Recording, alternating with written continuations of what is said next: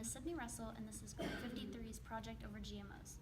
By now, almost everybody in the westernized world has heard of GMOs, or genetically modified organisms.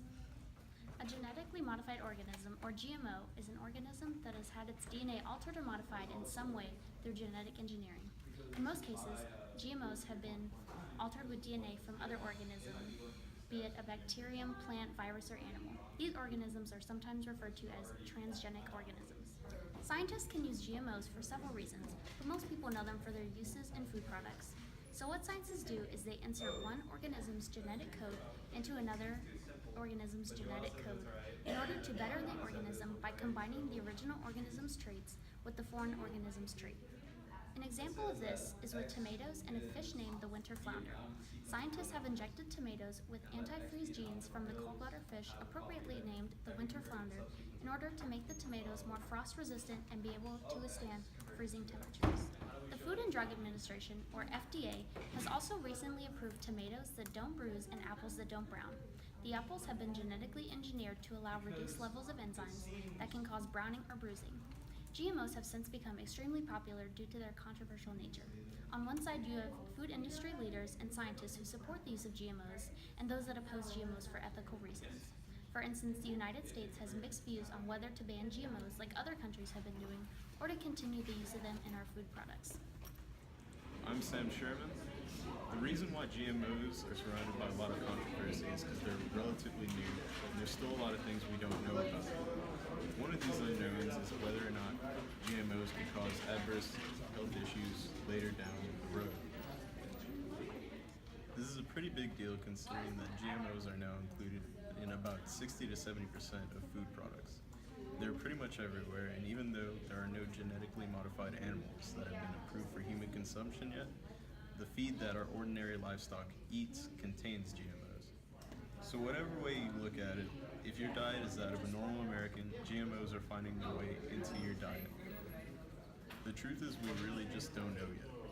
Scientists have performed studies to try to see how long-term effects of GMO consumption, but the studies have been called into question, and scientists on both sides GMOs are not monitored or labeled after they are put into circulation.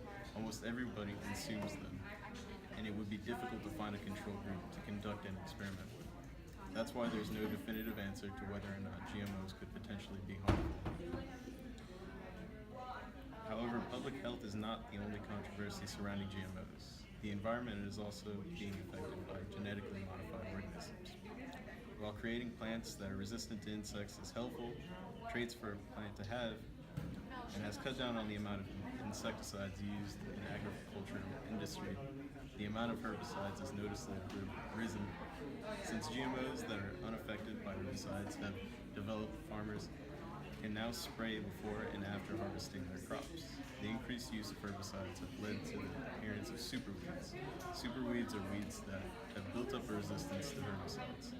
This is something that would have normally happened during the course of time, but due to the heavy use of herbicides, the process has been expedited. Hi, my name is Jamie Norton, and GMOs have been available for commercial purchase since the 1990s, allowing producers to increase crop yields through bioengineering that creates herbicide-resistant and insect-resistant varieties. The U.S. is currently the lead producer of genetically bioengineering produce, contributing 73.1 million hectares of land and accounting for 40% of global GMO crops.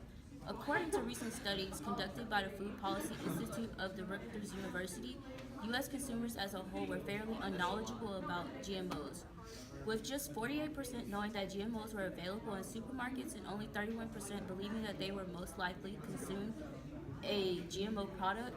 Even those who did know that GM foods were currently available were often misinformed about which varieties are sold in the United States, with only 59% knowing that GM soybeans are sold, but over 50% mistakenly believing that bioengineered tomatoes, wheat, and chicken are sold in the United States. Since the knowledge of genetics are limited, it left participants believing that a person's genes could be altered as a result of eating GMOs, and more than two-thirds believing that modified genes from GMOs could be entered into human reproductive systems and passed down to offspring. After several studies conducted, researchers noticed a pattern between the participants in their beliefs of having low knowledge to moderate knowledge at best, with 22.7% ranking their knowledge as 6 out of 10, and the rest of the participants reporting knowledge of 5 or lower. Hi, my name is Jessica Martinez. To conclude this video, GMOs have caused many ethical issues concerning individuals with the consumption of genetically engineered crops. GMOs has increased productivity of crops while also causing many environmental concerns. GMO's alteration to crops' genetic code has improved its resistance to climate changes and pesticides. New challenges have put researchers to improve agricultural resistance in natural disaster cases like the drought in California. This drought caused massive destruction of crops, in which researchers later found ways to alter the DNA of specific crops to resist excessive water consumption. Contributing of biotech crops to sustainability can help increase crop productivity, conserve biodiversity, reduce agriculture's eco-footprint, and help mitigate climate change. Future GMO projects have researchers investigating new ways to grow more food on less land and eliminating the use of insecticide. But in doing so, individuals will have to decide whether or not they support the incorporation of altered DNA. It is up to the consumer to choose if they will consume products that contain genetically modified DNA. Whatever the choice the consumer decides to take, they must be well informed by the government and large corporations. Which is what the Non-GMO Project attempts to do in order for the public to be well informed. Non-GMO projects aim for healthy food supplies by responding to contamination, identify risk products, and conduct testing to get any problems under control.